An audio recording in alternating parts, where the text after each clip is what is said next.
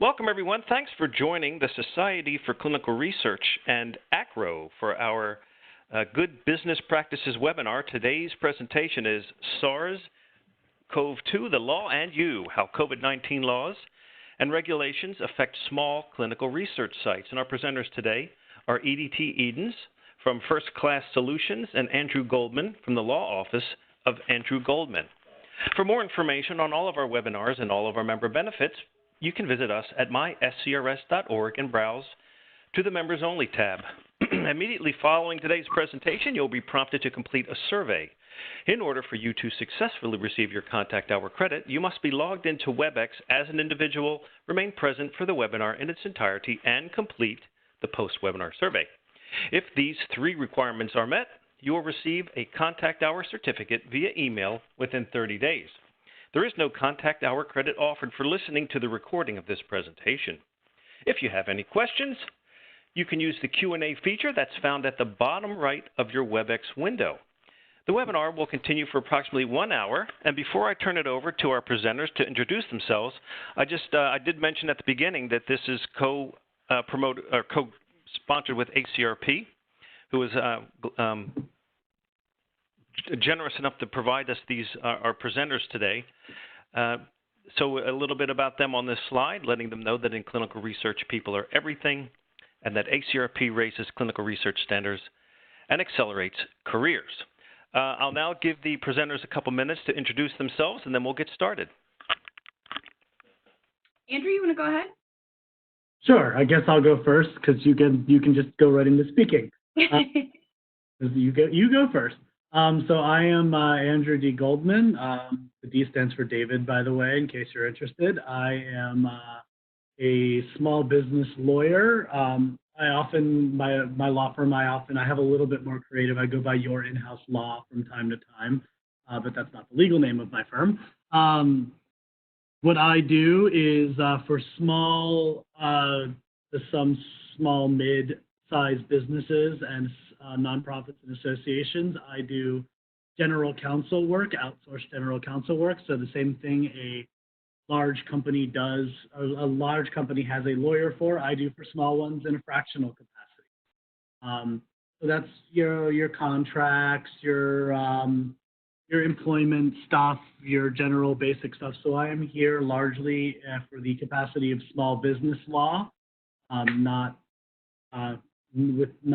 any particular focus on clinical research sites or anything like that. But I'm here for the small business perspective. So feel free to ask me if you have questions at the end about your contracts and things like that. In general, related to COVID, feel free to ask. All I got. Thanks, Andrew. So I'm Edie Edens. So I'm also an attorney by trade and have actually spent most of my career, especially after becoming an attorney, in the research compliance space. I was in-house at a very large academic medical center and have worked in both the HRPP side, right? So think IRB and conflicts of interest and misconduct and quality and auditing, but also at the site level. I have a particular depth in oncology, but I work across all areas of biomedical and even social behavioral research at the site level. Again, in those compliance fields, right, as it relates to education, training, QA, operations, your regulatory compliance, which is huge at the site level. And I moved into the consulting space in 2017 with First Class Solutions. We operate both in healthcare and in clinical research spaces, offering a myriad of different support services, training, education, et cetera. You can definitely learn more about me at firstclasssolutions.com, but suffice to say, I'm thrilled to be here today. I'm going to talk a little bit here at the beginning to try to tee it up well for Andrew about some of the considerations at the site level that you're likely going to be having that then result in cost, right? And so that we can be making that laundry list as we talk through kind of what some of the operation shifts you've likely had to make during this time to actually be safe, to keep certain trials going, and what that looks like and how that can then affect the cost and a potential renegotiation with your sponsor, because you may need to ask for more money and you may need to pivot in this moment. And then Andrew's going to do a really great job of telling you, again, as small business owners, what some of your options are out there, what it looks like, what the landscape is like, so that hopefully between the two, we've given you a really good outline of what to look for, what to be prepared for, and how to renegotiate as needed to keep your site afloat in this really difficult time. So thank you everyone for joining us. Okay, before we move on, I'm going to give you control of the slides. I was alerted that I said co-sponsored by ACRO at the beginning. Somebody let me know. And it's obviously ACRP. All right, so I'll give you control of the slides, and then we can get started.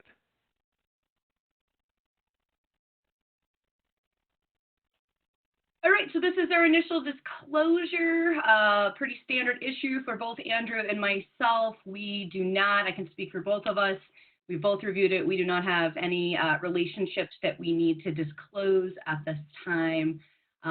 We definitely did add an additional disclaimer, being that we're both attorneys.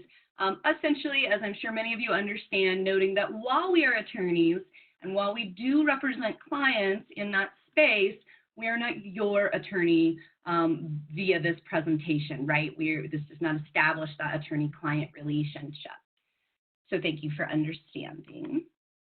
So learning objectives. So this is just straight out of the marketing materials, right? Again, talking about, and I kind of gave a bit of a summary and an overview of, again, what we're talking about today, the legislation that's designed to protect us during this time and help small businesses in terms of financial assistance, talking about that regulatory compliance landscape, some of the ways that you're likely pivoting in your operations and how that relates back a bit, right, to that financial need. And what those interactions look like with your regulatory bodies, like the FDA and like the IRB, and just really talking through some of those key actions that the clinical research sites need assistance in financially and regulatorily, so that you can come out on the other side of this, the winning and glowing clinical research site that we know that you want to be and were beforehand, right? So I'm going to jump right in here. And I really want to talk about, like I said, framing this in terms of financial considerations. At this point in the game, you've probably had to decide whether it was you as a site from a safety perspective, whether it was a sponsor putting a hold on your enrollment right now or saying that they didn't want to open a trial that was otherwise about to be activated. Perhaps you're a really small site who's been able to use remote modalities, which we'll talk about in a moment, to keep some of your trials going and to keep some of your patients on study. Whatever that looks like, only you can decide at your individual site what makes the most sense when we're thinking safety, treatment, and financially to keep going during this time or to even activate and start during this time versus what holds you want. But what we want to talk about are what are the ways, if you really feel strongly that something should keep moving, right? What are some of the modalities that are accepted in this current environment and landscape to attempt to keep studies going, right? And then, like I said, on the back end, what kind of costs are we thinking about? How are we going to handle that? Because some of these modalities you might be able to pivot into very, very well, but they might have a different cost structure than what was originally negotiated or funded, right, for your research. And some of these are home health, right? So we're talking about possibly if you're in a position to do in-home or emergent, what I would call site visits, right? Emergent patient home visits. Possibly you are in a position to send your staff in. Maybe you're going to contract with a home health company. This is very common. Maybe you're going to actually contract with different sites elsewhere, right, where your patients can actually go to get their labs, to get their vital tests, et cetera, without having to travel all the way to your site. So it keeps it local for your patient population and it keeps the necessary testing, right, and continuation of study procedures moving. And then, of course, there's telehealth. You may be in a position where you can do some of what would otherwise be your patient visits by a telehealth modality. And we have seen great restrictions lifted in terms of being able to practice across state lines with telehealth modalities during this time that I definitely hope are going to stick around. That's significantly my hope even after this time subsides, right? So let's talk through what we're thinking about with that. So when you're thinking about home health, no matter how you approach this, first, if you're going to contract with a company in this space, this might be new to you. This might not be a modality you've ever considered before. So you need to make sure you're really vetting your home health companies and that they understand the life cycle of a clinical trial, right? And you need to be thinking through components like your delegation of authority logs, how you're going to onboard them to your trial, how you're going to handle training, how you're going to handle interaction. You're also going to want to look at the specific state that that home health company is operating out of and the states that you need them to be operating in for your trial, because home health companies have very state-specific regulations.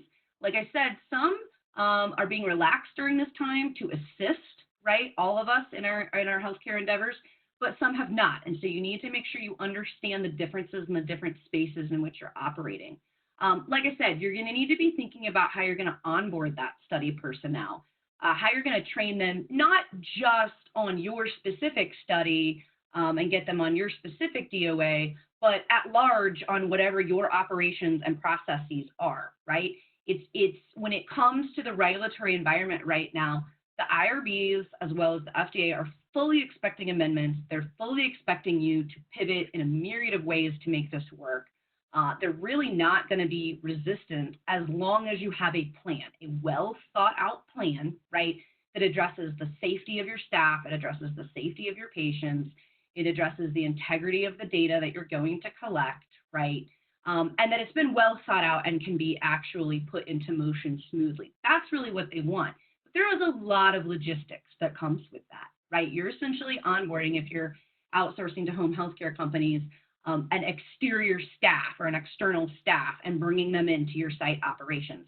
So you definitely want to make sure you have logistics and operations with that. You've allowed for extra time for training, for submitting those appropriate amendments. If your IRB has standards, like for instance, conflict of interest disclosures that have to be made, perhaps they require a training mechanism like CITI be completed before you can onboard a key personnel member to your trial.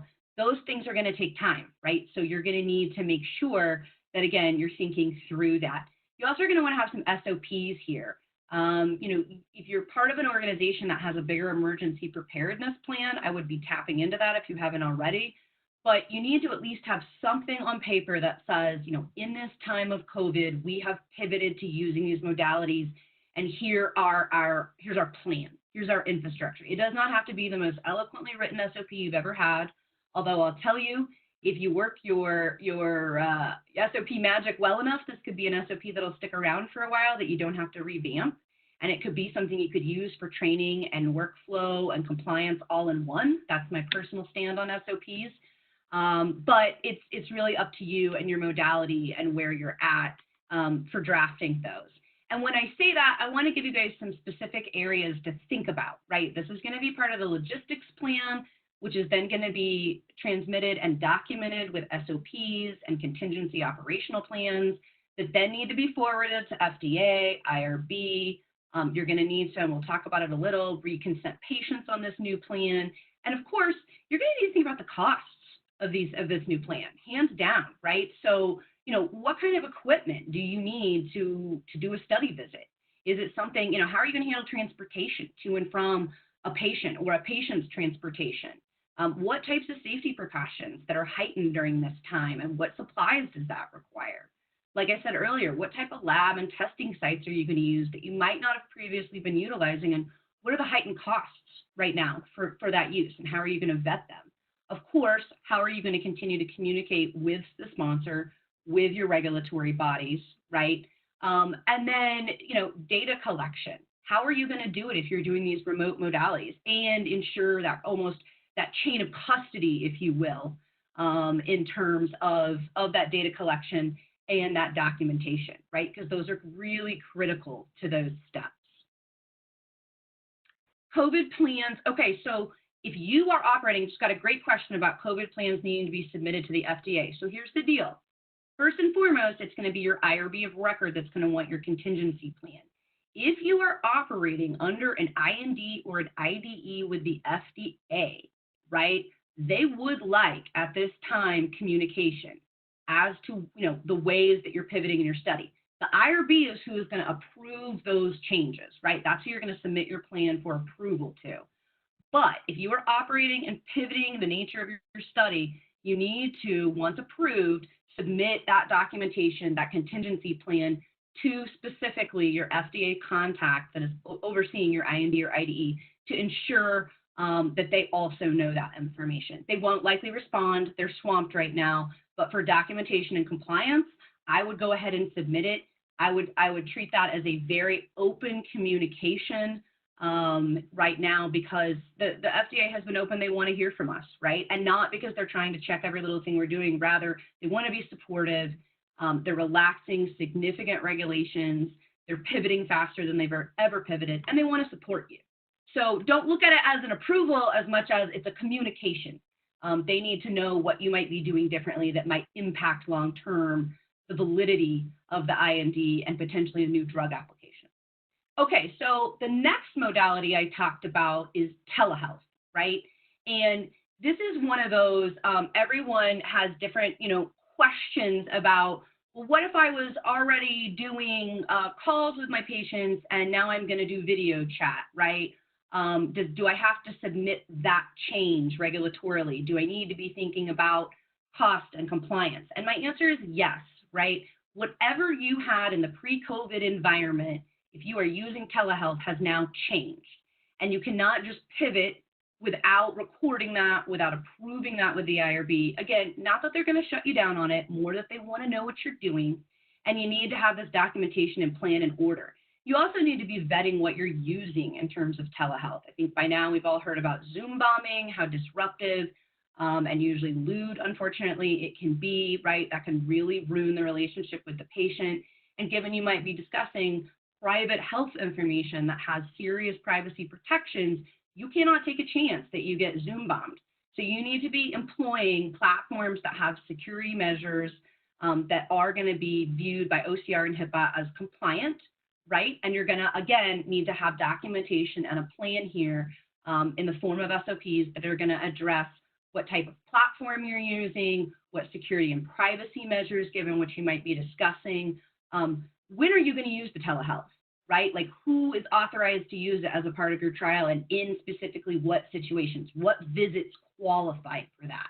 And again, thinking through, how am I going to have a communication and contingency plan that I can get approved with the sponsor, that I can then submit to the regulatory bodies to let them know that this is what I'm doing, that ensures not only the safety of the individuals participating, the safety of their privacy and confidentiality, but of course also the data collection. How are we going to preserve that in real time, and how are we going to document our way through this?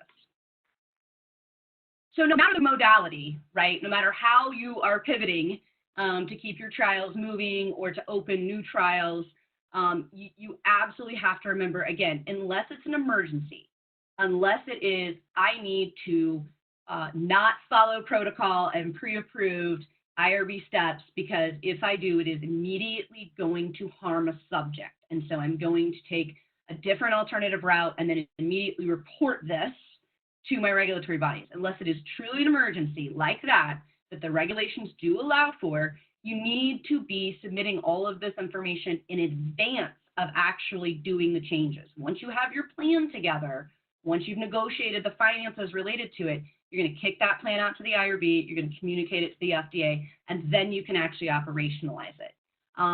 Again, I highly recommend the use of things like Note to File right now. Create a general note to file with your communication and operations strategy for your site, and just drop it into every single trial. Drop it into their audit trail at large, because you want to be able to show at what moment you had to pivot a year from now or 2 years from now when you're getting audited, right? You want to have general captures of timeline and events.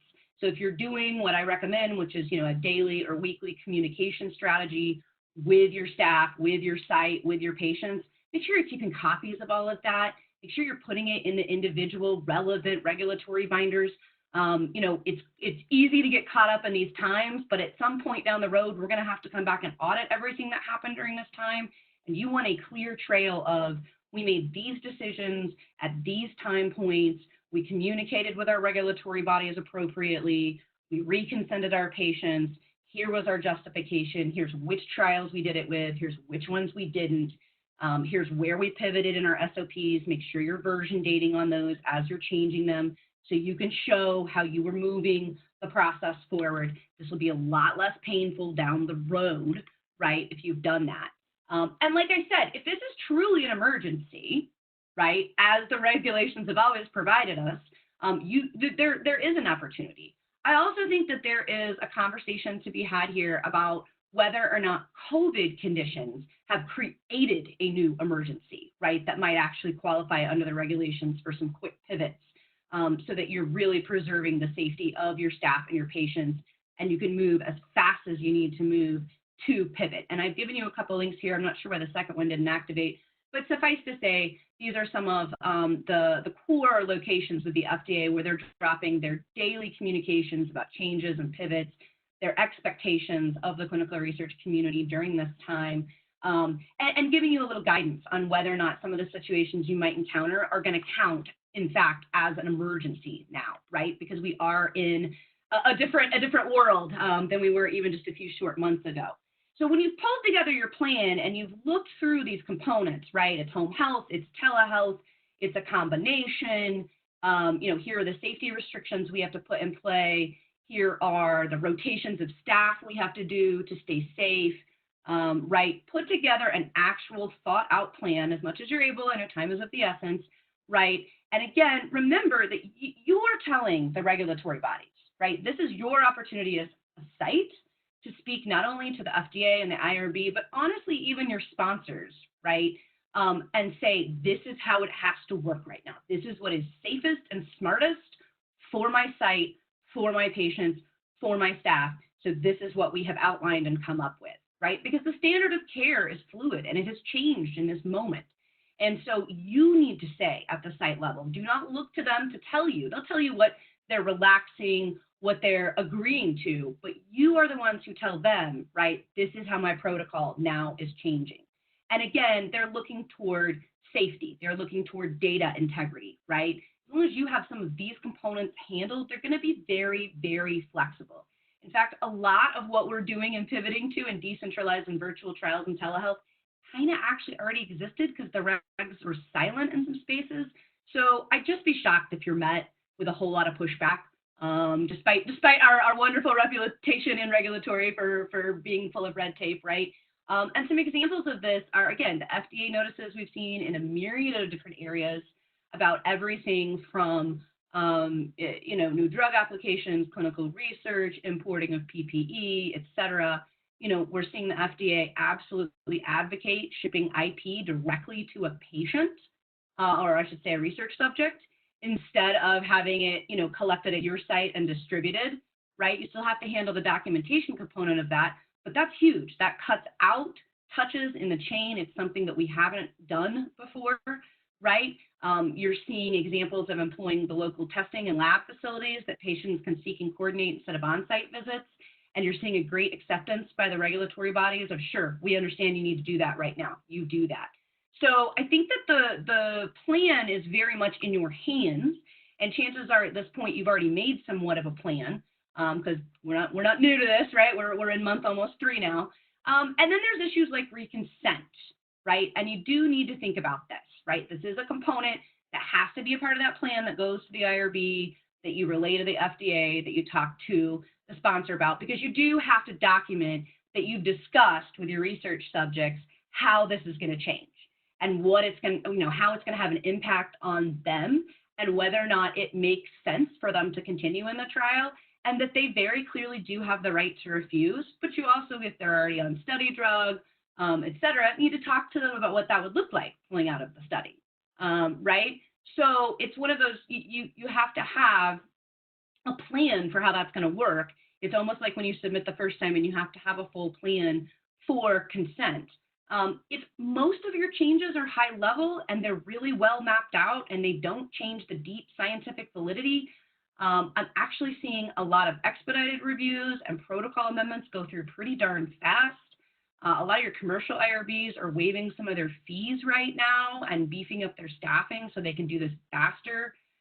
Things like short form consents, the steps that you're going to train your new staff, whether they're local or one of these home health modalities. Again, you got to think through all this, but you make the plan.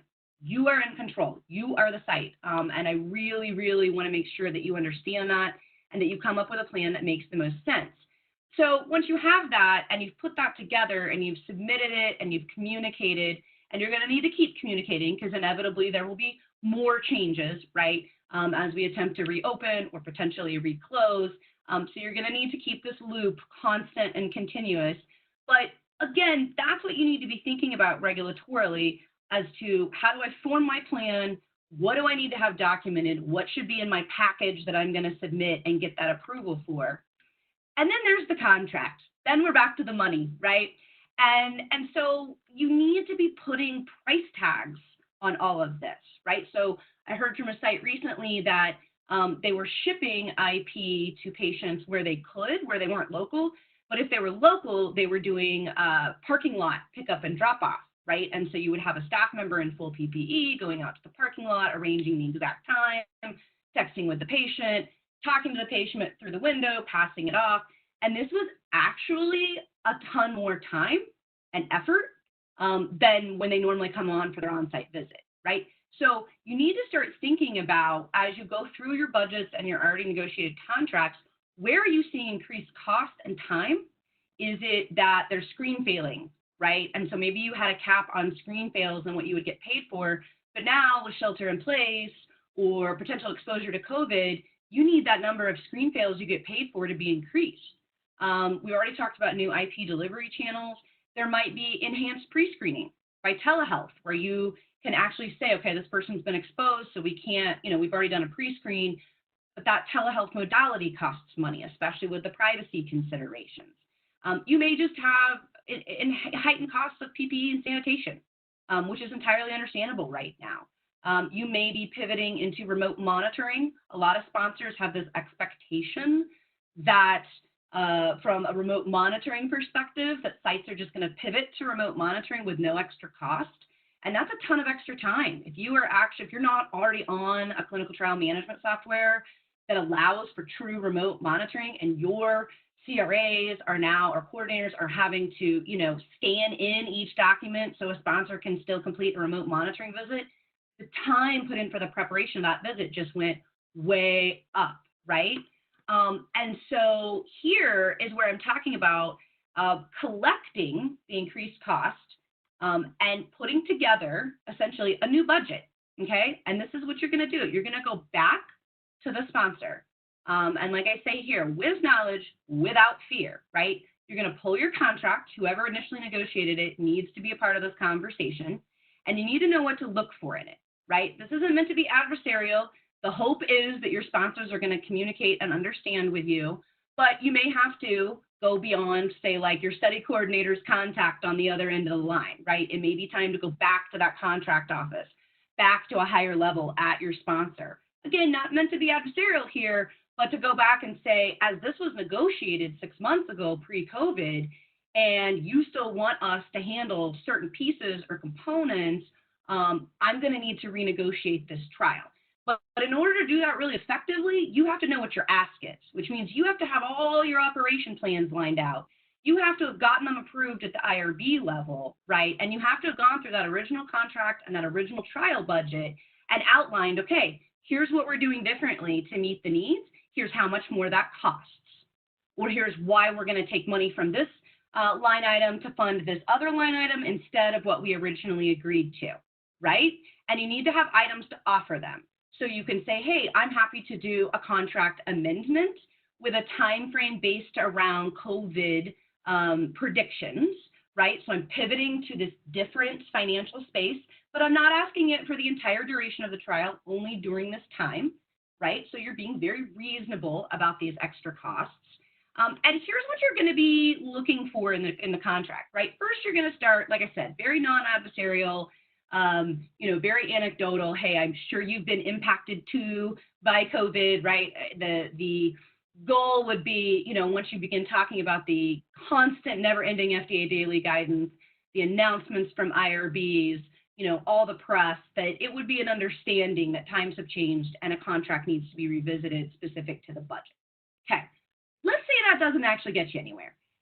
So then you're going to lay out your data, right? Because again, all of this has been in preparation to get your ask ready so that when you sit down, you say, I've vetted this all, I know what it looks like, I've gotten it approved, but to make it happen, I'm going to need the money to do it, right? And so you're going to give them that data, you're going to give them that proposal, you're going to give them those flexible options. Now, if that's still not enough, what you're going to look for is a legal concept. It's not going to be, unfortunately, in every clinical trial agreement, but it is in a lot of them, and it's called force majeure.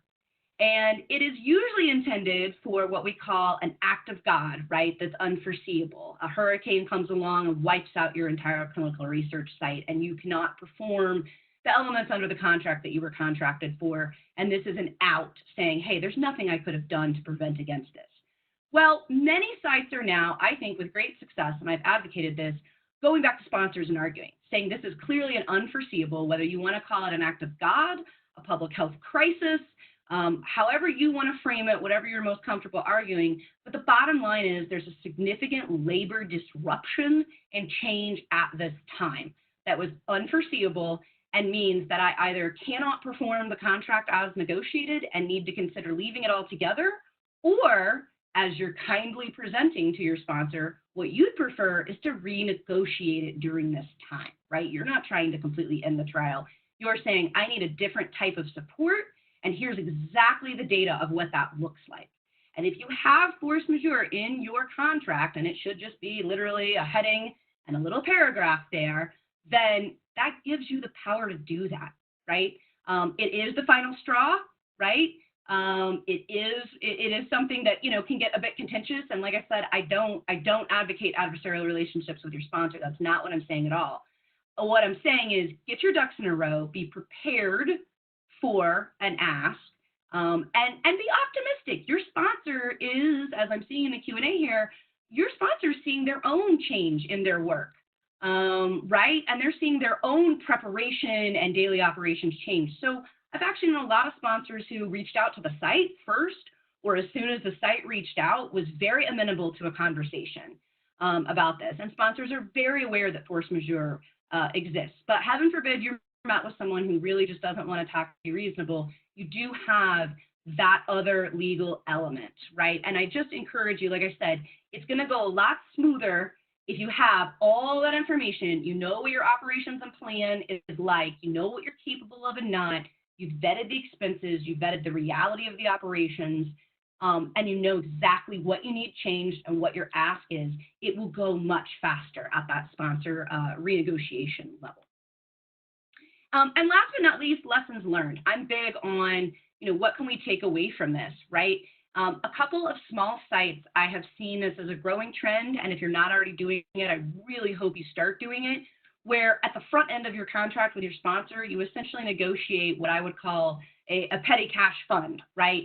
And what this is intended for is unanticipated expenses. And usually the sponsor will put a cap on it. They're not just going to give you a blank check, but it's essentially a small slush fund that you have.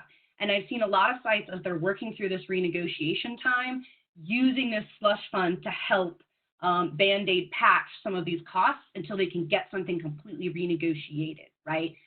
So again, something to consider, something that might make sense during this renegotiation, something that might make sense in the future, that would help protect you financially and to think ahead, heaven forbid we're ever in this situation again.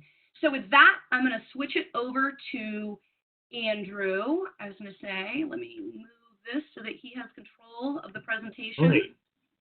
I think I have control. Yep. That looks to No, it doesn't look like it. Hold on. Yep, I can control it. Did it give it? Okay, awesome. So let me just say a few words. First of all, you can easily find presentations right now solely about force majeure. We could probably do 2 hours on just force majeure. One piece of good news, and hopefully, again, you don't need it, but in some states, and you would want to check with your local lawyer to figure it out, some states actually have a common law force majeure that will exist in your contract if it is not written in there. So it's worth checking into that even if it's not there. So anyway, now that you have heard a lot about the stuff that's at least largely related to what you do every day, now I'm going to try and talk about a lot of the stuff that many of you have probably had to learn in the last couple of weeks or months. So I'm going to go over a few small business areas because, as I said, I'm a small business lawyer. So we're going to talk about some of the new requirements or some of the existing requirements over OSHA and the specific COVID paid leave requirements, some EEOC stuff, and then some of the assistance that's available. I'm going to probably go relatively fast through some of it. I wrote a lot in the slides, which I believe you'll be able to get a hold of afterwards, because a lot of the information is just as useful written down as is particularly a lot of this stuff, so it might be better off that way. And you've probably heard a lot of, particularly the payroll protection program stuff. It has not been quiet in the news, so talk a little bit about that. So we'll start with OSHA because, well, you were definitely talking about patient safety, and now I'm going to talk a little bit about employee safety. So a lot of this stuff is done about your stuff as an employer.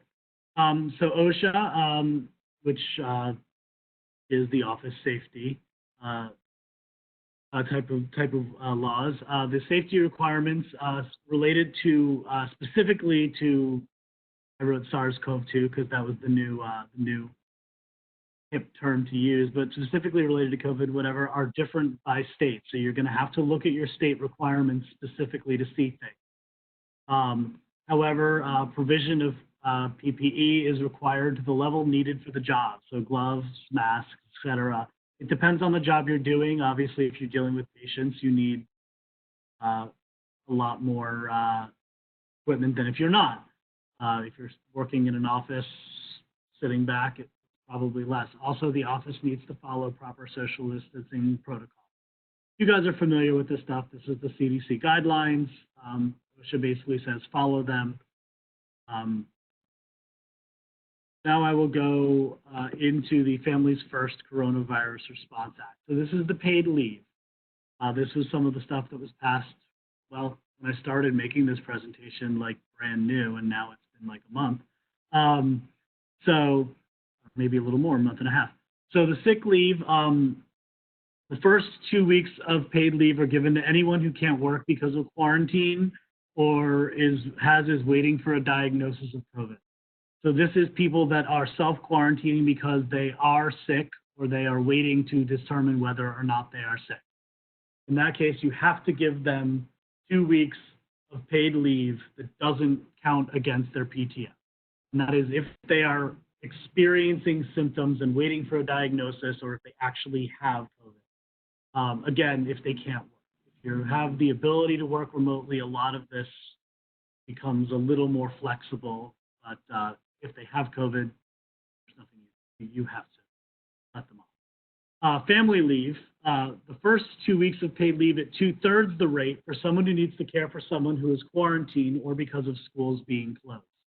So if people are not working because they are caring for someone who is quarantined because they have COVID or because the schools are closed, you have to be able to offer them 2 weeks of paid leave at 2/3 of the rate. There is another 10 weeks of paid leave at 2/3 the rate for an employee who can't work because schools are closed. So again, that's covering situations where you have to give full child care during that time. You get 2/3 of paid leave. Now, of course, this is if they cannot go into an office, they can't work.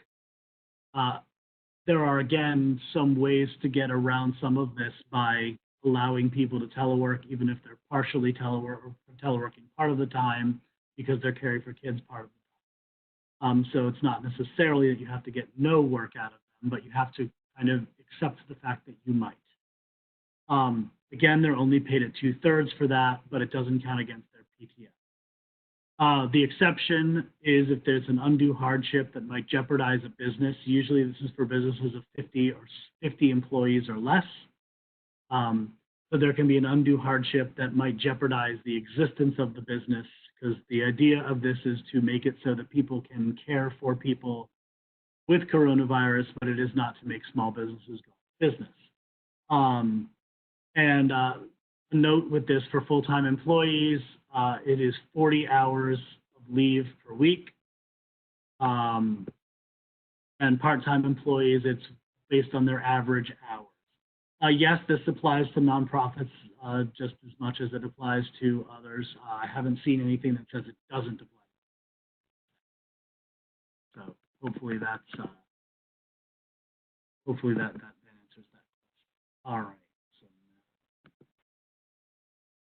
the good news is there are tax credits for this. So you can reduce your payroll taxes by the amounts that you are crediting people because they cannot work. So what you would do is essentially just reduce your payroll taxes, your Social Security tax, basically your entire employer side of taxes for the federal government could be reduced. And you would want to talk to your accountants or payroll companies about this because they're much better at it than I am. I am simply letting you know that you, in fact, will get this money back. You are not necessarily paying that. You're not paying that money out of your but I believe the numbers were listed at $511, up to $511 per day for tax credits for the employees. And then the extended leave, the 10 weeks of extended leave is up to $200.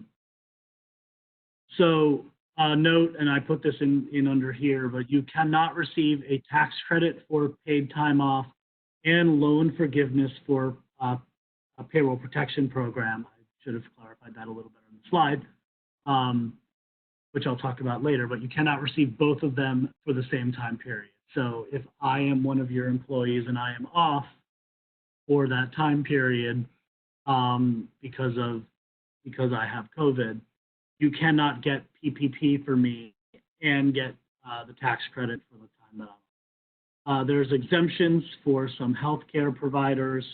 There are some and emergency responders that might be exempt. I don't know whether anyone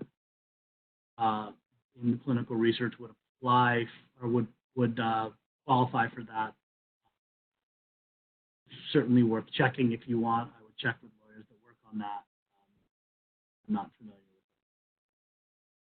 it. So, equal employment, medical information, and entering the workplace. There are definitely a lot of EEO questions that have come up related to COVID. And some of them are kind of obvious questions, and you'll see some of those, and some of them are not as obvious questions that you wouldn't think about. So I had fun researching some of them. So from a testing, there's a testing and attendance perspective. So you can ask someone before they report to work if they're experiencing any symptoms suggested by the CDC. You can send them home if they have them, or you can send them home if they refuse to answer. So you could say, "Can you smell? Have you lost your sense of smell?" Which I've learned is definitely the most interesting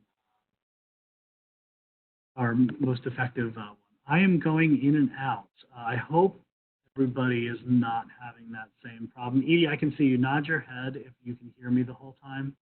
You're not going in and out for me. Okay. Others seem to think my connection is wavy. Okay. If you miss something particular, let me know. Hopefully my connection doesn't end up that way. Way to fix it. Because I'm not an IT person. I'm a lawyer. So anyway, you can check their temperature at the door. That would be using, usually the forehead monitors. How about if an employee came in contact with a neighbor that tested positive and she puts herself in quarantine? Obviously, she needs to find a way. You're talking about.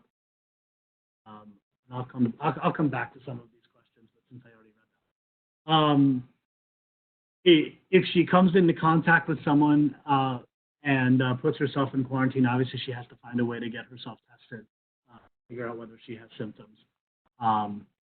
But if that puts her out, I believe that would qualify. I'm not positive, but I believe that would qualify. Time off quarantine. quarantine, but she has to obviously see a doctor. So you can check their temperature at the door. That was the one that's specifically listed on the EEO website. You can tell an employee to go home if they have symptoms, and you're allowed to require a doctor's note to come back. That is particularly important. You need to basically say they are cleared before they can come back. You're allowed to do that. So now on the information sharing side, information must be kept private and separated from their personnel file. So you can't just put it in their personnel file that they had COVID, that you told them to go home because of COVID. So you can't just put that, and that information cannot be given to all employees. However, you can tell a public health agency if you have someone that tests positive that's been on your site. Like the meat packing plants have had people that have tested positive, and they inform the public health agency. Edie was saying there's a lot of meat packing plants around her in Indiana, and that's happening. So yes, you can definitely tell the public health agencies. And if one of your employees notices another employee who is experiencing the symptoms, so they're coughing a lot, it's a dry cough, they seem to look like they have a fever, perhaps they can't smell things, you have an employee is allowed to report another employee. No EEO requirement that they cannot. And then you can test them. New hire requirements. I don't know whether anyone here is hiring new people right now. However, you are allowed to screen an employee for COVID who is a contingent hire. However, if that is happening, you must screen all employees in the same role. So if you are hiring a bunch of new people for a call center, you can screen every employee and say it is a contingent hire. The hiring is contingent upon you not having COVID. You can delay the start of an employee who has COVID symptoms. So if you say, okay, we're going to screen you, you're supposed to start on May 15th, and you have symptoms, so you're not going to start till June 15th. It's non-negotiable. They can't fight you on that. You can do that. You can also withdraw a contingent offer who has symptoms. So if an employee is needed to start immediately, so if you have essentially, we'll call it, say in the world of contact tracing, which there's a lot of people that are being hired for contact tracing right now. They are in fact redistributing census employees for it, but there's a lot of people being hired for contact tracing. If they have symptoms, you can withdraw it. However, if you are going to withdraw a contingent offer, I will urge you to do so with caution. As of course, withdrawing any offer for any reason, you're going to run afoul of potential. You might get sued because anytime you do that, you always have to be aware of that possibility. So be very, very careful. So let's.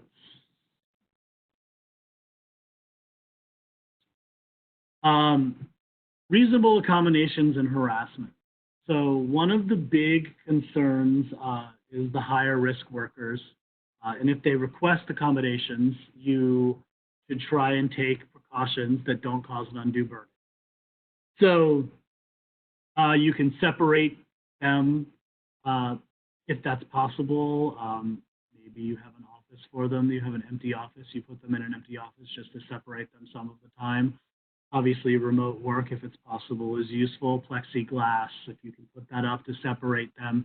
Anything that separates higher risk workers. You also might want to consider temporary removal of some marginal duties that would put them at more risk, or temporary transfer to a different position. We're not firing higher risk workers, but if you have the ability to take precautions and accommodations, particularly if they tell you that they are a higher risk worker, you need to try and do something. Mental conditions. You must work to determine whether an accommodation is needed or would help. Mental conditions, when I talk about mental conditions, I'm talking about people that say that they have anxiety due to COVID. Obviously, there are mental conditions that exist all the time. but mental conditions that are exacerbated by COVID or exist because of it.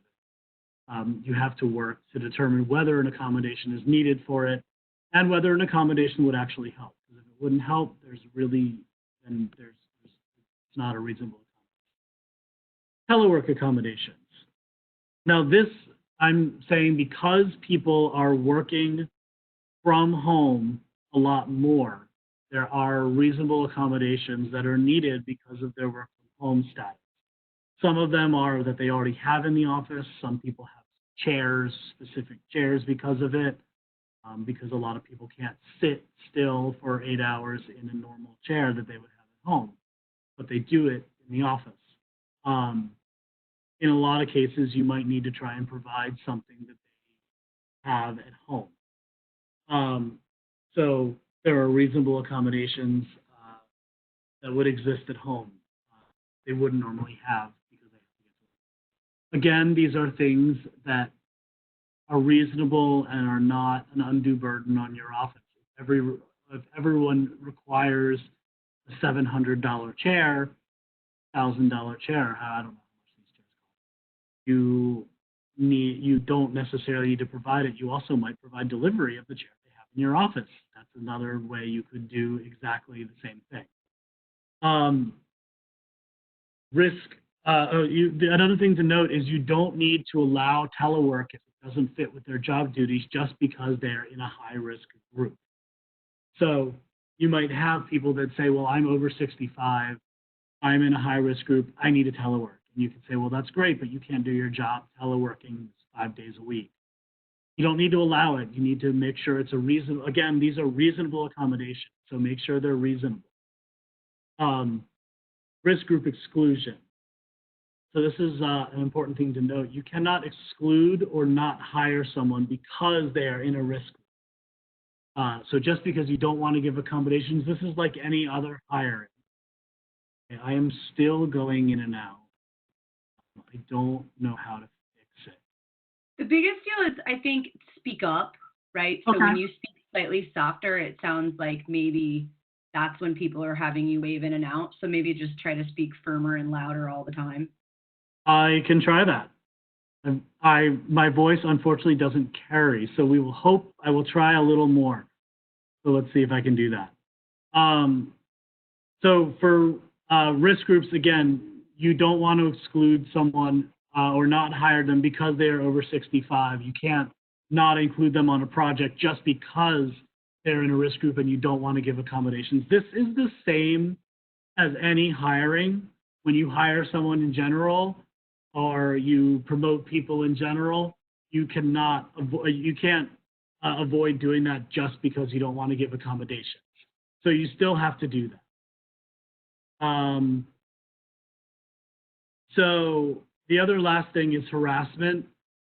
You have to be mindful of potential harassment on the basis of gender. Males are more likely. On the basis of race, there are several races that are more likely to have it, or any other characteristic that is more likely to have COVID.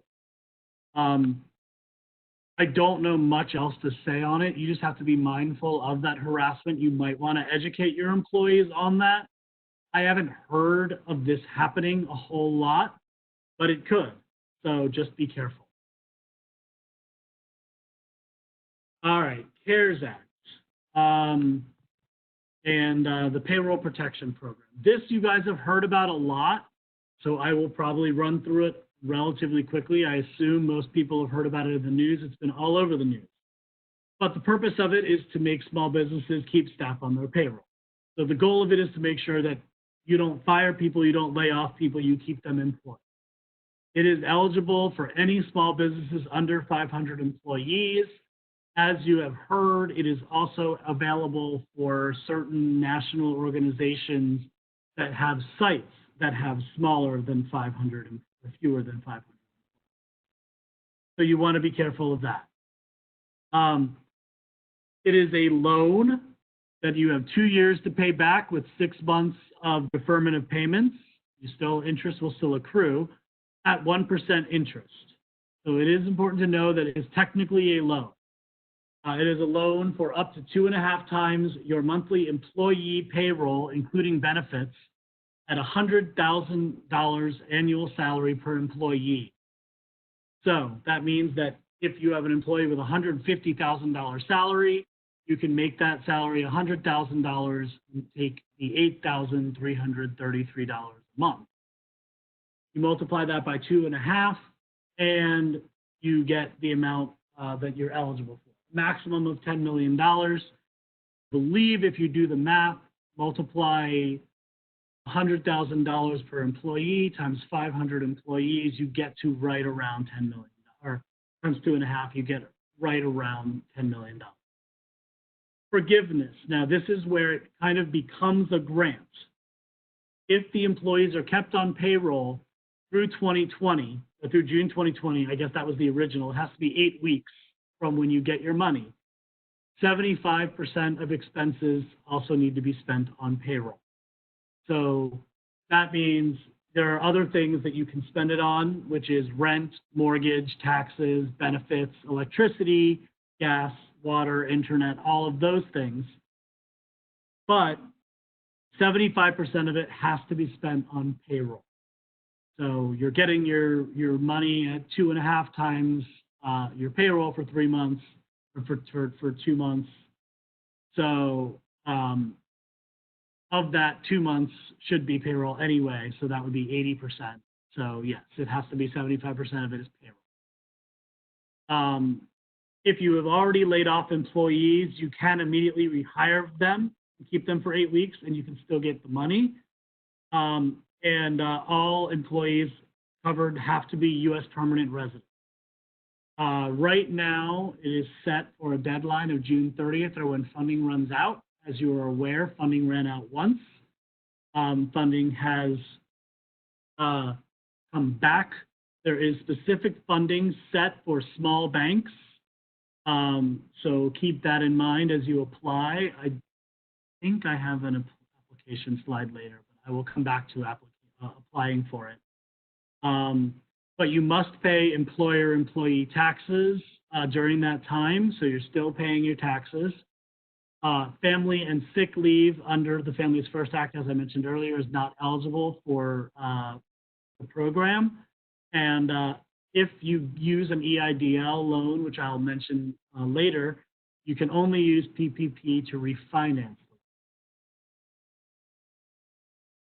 Application. So applications are online through any lender that does SBA loans. Most banks are requiring you to have an account, so it's often your existing business bank. That has changed a little bit since I made this slide, and a lot of other banks, there are some small banks that are allowing it without an account.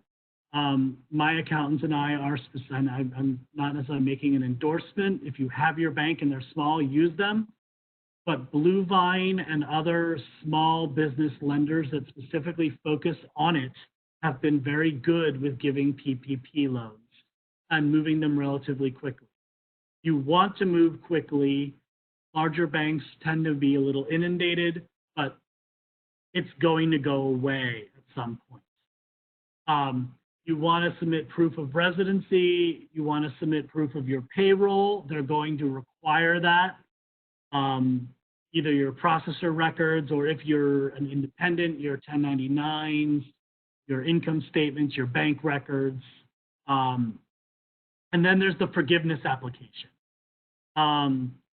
The forgiveness application is how you get your money back. It will be within 12 weeks of receipt of the money, but there will be it'll have to be 8 weeks, between 8 and 12 weeks after you get your money, because you need to submit your expenses for 8 weeks.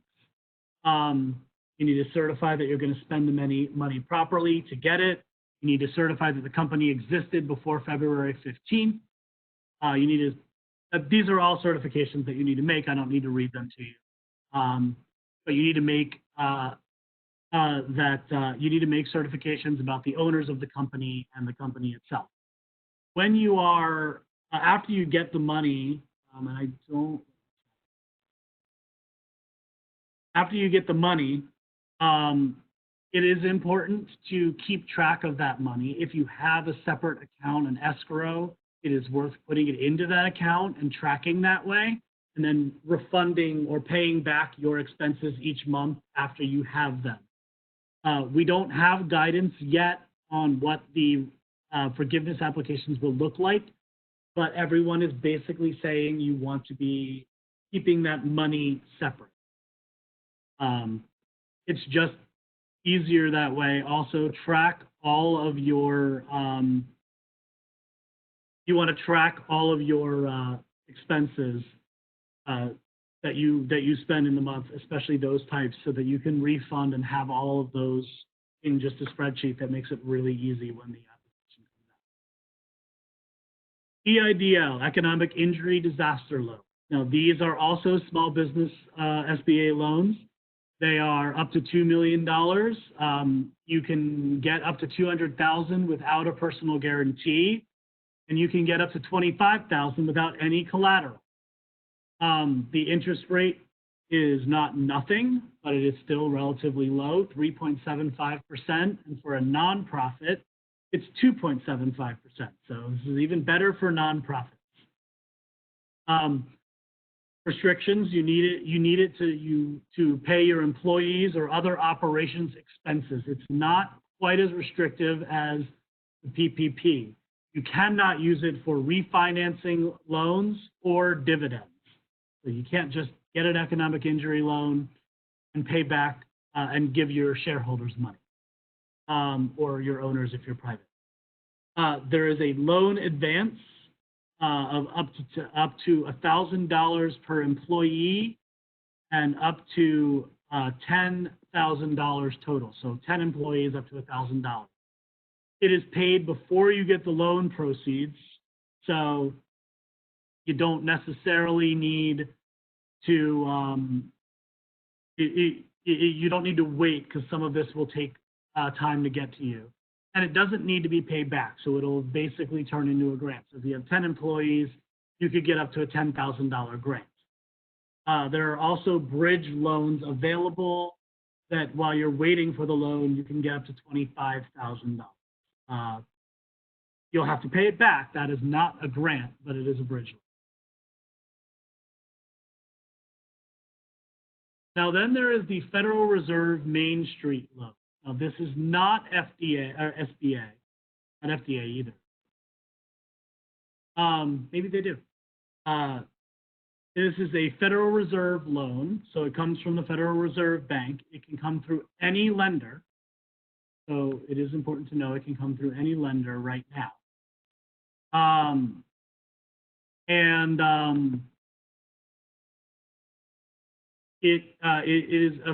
So you can see the loan amounts are a lot more, $1 million to $25 million for new loans.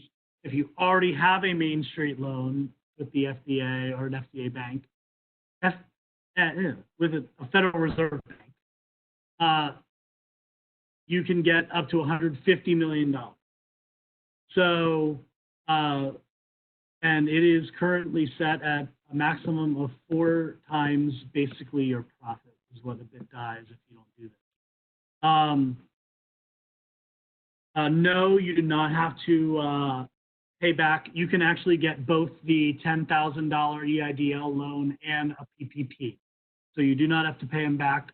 They are technically for different purposes. You can spend it for operations expenses as well. You just can't give it as dividends. So the interest on these loans are 250 to 400 basis points over the prime amount, which is relatively low right now. In fact, it might be 0 right now. I'm not sure. Amortization is deferred for 1 year, so you don't have to pay it back for a year. Eligibility is there for companies with up to 10,000 employees, so it is not nearly as small. So sites that are a little bigger, but not, I don't know, Pfizer probably has more. But any sites that are up to 10,000 employees are eligible for this. Now, it's important to know that executives are required to freeze compensation. So highly compensated executives. So highly compensated employees are not allowed to get raises. And if you're making over $425,000, you need to take what are haircuts, which my mom read these slides and didn't know what a haircut was for that. And so I will tell you, it's basically, they're going to trim. You can't get regular haircuts right now, but you can trim your salaries and give them a haircut. So if you're making over $425,000, the Federal Reserve is going to require that that be trimmed. So let's compare the loan programs. I'm not going to read through this. This is just a slide for your own review. But the Main Street loans are eligible for larger groups. There's more money in the EIDL loans. But everything in the PPP loans are forgiven, which is why people like them so much. I'm just going to basically skip past that one. CARES Act tax credits. So as we talked about the tax credits a little bit earlier, up to 50% of wages paid. There are some other tax credits available for these businesses. You can take tax credits for different numbers of different people, anyone who wasn't working, if you're over 100 or over 100 employees, or all employees if you're less than 100 employees. So you can actually have tax credits on some of these wages from the federal government. Again, I'm not an accountant, so I'm mostly reading this from the legislation. Restrictions, you're not eligible for it, again, if you have received Family's First tax credits or a PPP loan. You're required, in this case, to have had a full or partial closure of operations ordered by the government. So the government has to have said you are being shut down. And you are required to have less than 50% of the revenues from a previous year in the same quarter. So if you had 2019, the third quarter, and your revenues are not down, you are not eligible for these tax credits. So you have to have lost money. This is largely in place for things like restaurants and retail businesses, but if you had trials, I saw somebody say that funding is being stopped for trials in the Q&A earlier. If that's the case, you might be eligible for these tax credits. The timing, again, it starts with for any quarter with a 50% loss, but it continues until you've gotten more than 80% of your revenue from 2019 or the end of 2020. Again, it is done by withholding payroll taxes. So your accountant can help you with that. Your payroll companies can help you with that. But if payroll taxes aren't going to cover enough money, you can request the payment. Social Security tax deferral. So there are also deferrals for Social Security taxes. You are not required to pay your Social Security taxes due from May 12th to December 31st. Again, talk to your accountant about this, because this is what I've read. I haven't done a whole lot of research on it, but Social Security payments due from March 12th to December 31st of this year can be delayed.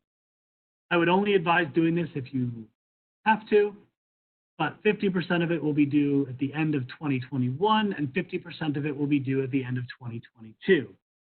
Again, you're not eligible if you received a PPP loan.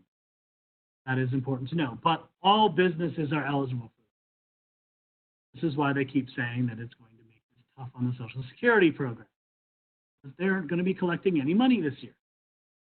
SBA debt relief program. If you have loans existing, SBA is paying your principal and interest automatically for microloans for 6 months. New ones, they will automatically pay the principal and interest of a new microloan before September 27, 2020. I do not know the dollar amount for a microloan. I suspect it's below $25,000. I should have looked at that. And economic disaster loans, previously existing ones, have automatic deferments till the end of this year. So here are just some resources for employers. If you want more on your workspace for pandemic preparedness, the EEOC guidelines were designed during H1N1, and they are pretty good. It's not a small document, but it's worth taking a look at if you want to know more. And at the U.S. Chamber of Commerce's website is actually really good. They keep adding resources. There are a lot of articles that talk about a lot of the stuff I did today and other stuff, and it is a very, very good resource. So that's all for me. This is the contact information for both of us. Edie was nice enough to provide her format, and I just copied it. But that is how you get in touch with either of us. If you have any questions, I'm happy to answer some questions. I might often tell you that you need to talk to your local lawyer. But that's it. And then here are a couple of funny pictures that we had for you to talk to us about any questions that you have. Feel free to type them in, and I think I answered the ones I saw that were going on while I was. Yeah, and I was definitely trying to get through some of the backlog and some new ones while you were talking, Andrew. But we did leave. You caught most of them in real time. Yeah, I think we did a good job. So let us know if you have questions now, and we'll be happy to answer them. And okay, can 1099 independent contractors be considered part of payroll expenses? No. 1099 independent contractors are not a part of your payroll expenses. And the reason is because 1099 independent contractors are eligible to apply for payroll protection program loans and forgiveness themselves. So what they're trying to essentially do, and it doesn't make a lot of sense to me, is they're trying to avoid fraud or double paying, so they don't want to have your 1099s get paid themselves and get paid by you. I guess the other option would have been to require your 1099s to remove all expenses they've been getting paid by other people, but it was easier to manage it doing it this way. You've got a question on testing about screening employees. Can you use the serology or antibody testing and symptom risk questions, which I've seen used well? Say that again. So the exact question is, can you screen employees for COVID with antibody testing, serology testing, and or can you use symptom risk questionnaires in both? So symptom risk questionnaires you can use. That was kind of in there. I haven't seen anything that talks about the antibody testing, but to be fair, I don't think a lot of it has been available. But the antibody testing, from what I understand, makes sure that you checks to see if you have it or have had it in the past. And so if somebody has never had it, you can't stop them from coming to work. And if somebody has had it in the past and is over it, you can't stop them from coming to work. So I guess if there's a way to determine whether they have been to work or whether they have it actively, then yes, any testing that would show that they actively have it, you can use. If you can get your hands on antibody tests, good for you. Yeah, that's what I was thinking, right? Yeah, I'm impressed. I have a question that said, do you have resources or examples of sites that have gone through the process successfully of creating doable SOPs and getting approval from IRB? Absolutely, yes. Some of them are clients of mine that I've been providing the service for. I've also seen a lot of folks in the academic medical center space, be pretty open about what they've been trying and doing and what's worked and what hasn't in regards to communication and pivot of SOPs. So, definitely happy to discuss offline, probably a bit more than I can do in the next 30 seconds, because it's a lot of information. I also have other webinars that I've given on this topic that help address some of those areas as well that I might be able to turn attendees onto, right, previously recorded, that might help you with that information. And then I think you've got one more, Andrew, it looks like, about EIDL and Federal Reserve. Yeah, well, I've got one. If we receive the EIDL in advance, do we need to continue with the application, or is that all we are getting? What else needs to be done? So first of all, to answer that one, The EIDL advance, no, that is not all you're getting. Continue with the application. The EIDL advance is an advance, and it's only up to $10,000 or the $25,000 bridge loan. But you can still get the full amount of the EIDL loan. You just need to continue the application. That would be submitting it through an SBA lender, and they can still do it. Can you apply for both an EIDL loan and a Federal Reserve loan? My EIDL loan documents talked about not being able to take other loans for the same reason, but it wasn't enough to cover our losses. To my knowledge, the EIDL loan and the Main Street loan are different loans. The Main Street loan is actually a standard loan that I believe the requirements have been changed. So it is not technically a loan you are getting for the disaster. It is a loan you are getting for your business. That's my understanding of it. I would check with the bankers before doing it, but the main thing on that is they're just trying to make sure, and they'll make sure, and you tell them, I want to make sure you understand I'm getting an EIDL loan. So I don't want fraud, but you should be able to get both because I don't think it is officially a loan for COVID. Did you say one about vaccine? No, where is it? Can your employer require an employee to take a vaccine? I'm going to say sweepingly no at this time, but I'd be curious. I am also going to say sweepingly no, especially at this time, but probably ever. I don't think, because it's not legal to make them require you to get a flu shot unless it's dependent, might depend on the circumstance. Yeah, I was going to say, so where usually where the line is drawn that I've seen is if you are in a healthcare facility, if you are a physician, a nurse interacting with patient care, especially as it relates to clinical research with patients that are otherwise immunocompromised, right? Or even if you're in certain facilities. So, for example, if you work in a certain hospital system and they know you have patient contact or you're in communal areas, then they may be able to, in the same way that they can drug test you or request proof of all of your immunizations, et cetera, and do TB testing and other things that you might not see in a typical office job. That might be where it comes into play. I think right now it's too early to tell with a vaccine for COVID because we don't even have one, right? So we haven't even broached that yet. I would be shocked if once that is available, it's similar to flu shots, proof of immunization, et cetera, if it didn't become something in certain healthcare environments that could be required at an organizational level. But in an office setting, I don't think you'll ever get there. Right. I'm going to go back to this slide momentarily because somebody asked to see our contact information. It is there. I know these slides will be passed out, but the contact information is right there. And then you had a question about employee bonuses. Did you see that one?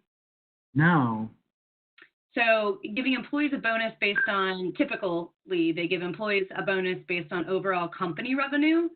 Will the bonus be allowed to be used as the employee's salary during the 8 weeks following receipt of a PPP loan? So I know you can't use PPP loans to give bonuses. That I do have. I'm sorry, I'm having a lot of trouble with following the chat on here, and it's making it so that I can't see these things because I'm trying to follow, and it's not working out too well. This computer is a little weird. So yeah, okay. Will the bonus be allowed to be? Now I see it. We all typically give employees a bonus based on overall company revenue. Will the bonus be allowed to be used as employees' salary during the 8 weeks following the receipt of the PPP?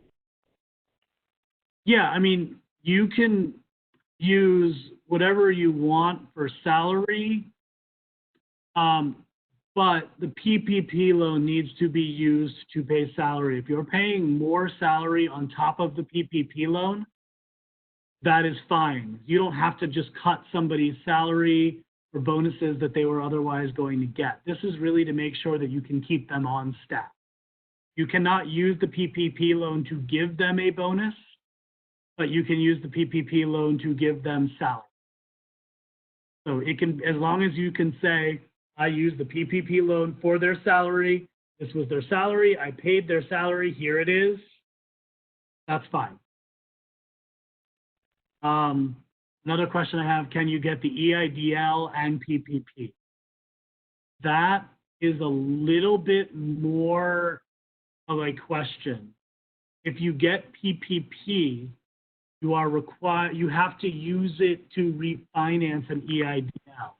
You can get more money from EIDL than you can from PPP, but I believe you have to use your PPP to partially pay off some of your EIDL. I'm not sure on that one. I'd have to get back to you. So if you want to email me, I can look it up, or you can ask an accountant. There's another one that says, if our PPP depleted, then can we start to apply the circumstances that didn't apply to us when it was not depleted? I don't know what, can you clarify what you're asking? If your PPP is depleted, then you're not eligible for another PPP loan. What do you mean by the circumstances? You mean, can you lay off people after PPP is over? I wonder if that was what it was. I'm waiting. The answer is, if you get past the 8-week period, then you can, and you still have to lay people off, then you lay them off. And your loan will be forgiven, because the goal was to keep them employed for the 8 weeks. If it gets past that point, then yes.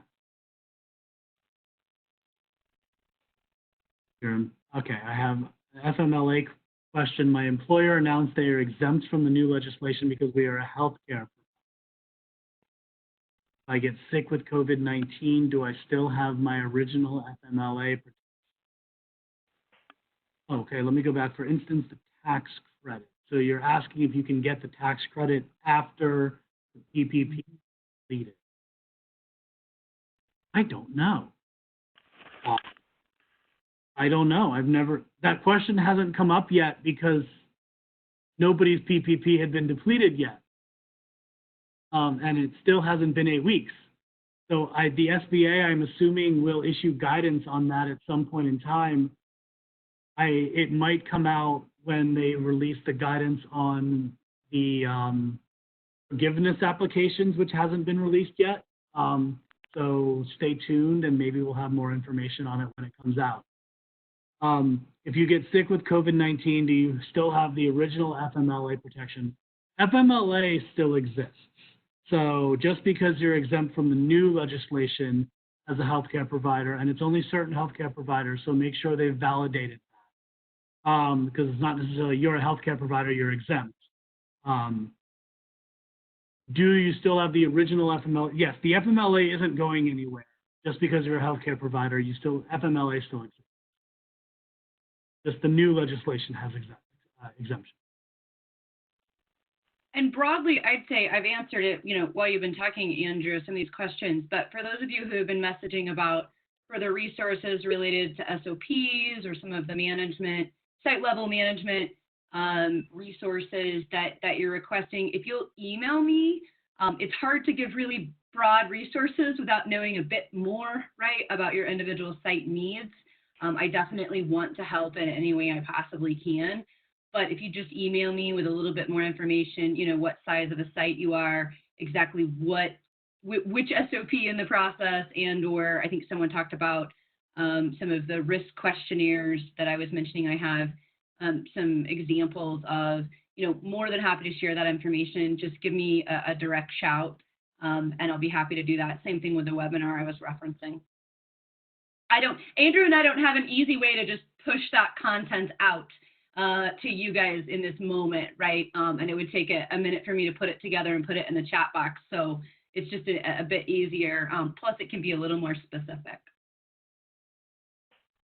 What if employees have repeated COVID symptoms 3 to 4 weeks apart? Do they get quarantine time off twice?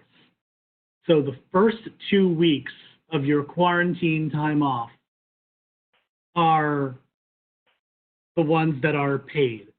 So To my knowledge, they cannot take quarantine time off twice. They can take the additional 10 weeks of quarantine time for taking care of children at the 2/3 pay, but they cannot take double 2 weeks of PTO.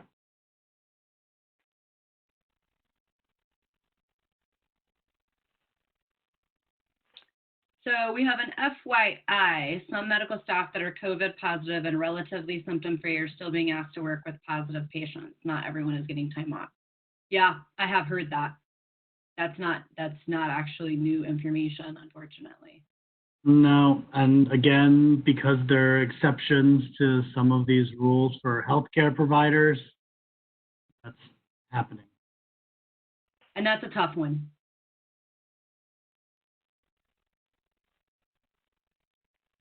Other questions?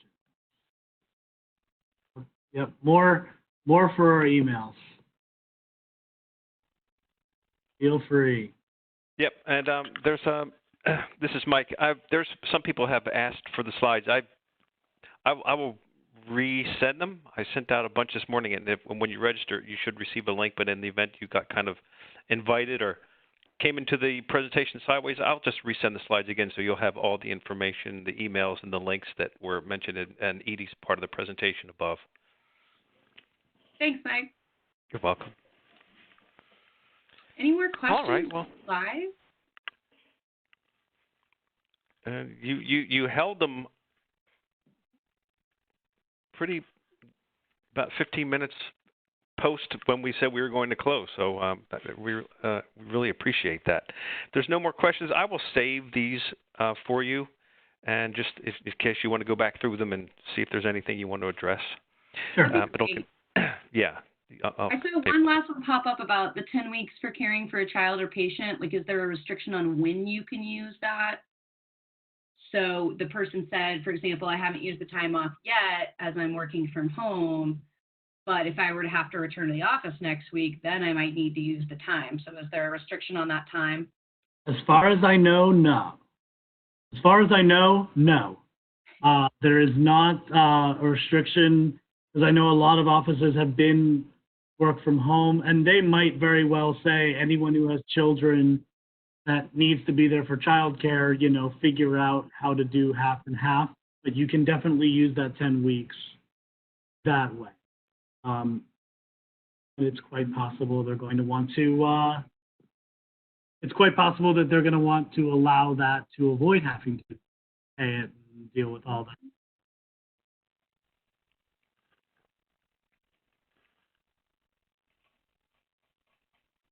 Anything else? Okay.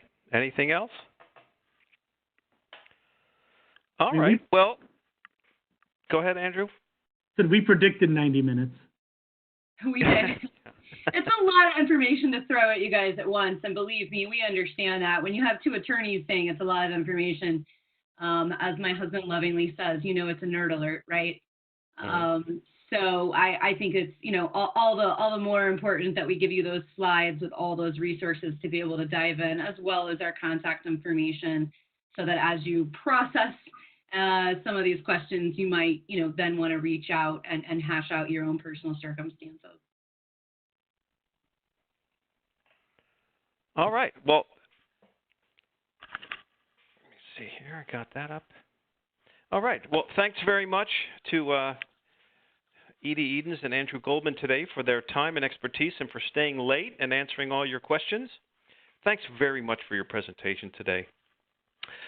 For the attendees, please complete the post-webinar survey and evaluation that will immediately follow this webinar as we close out of WebEx.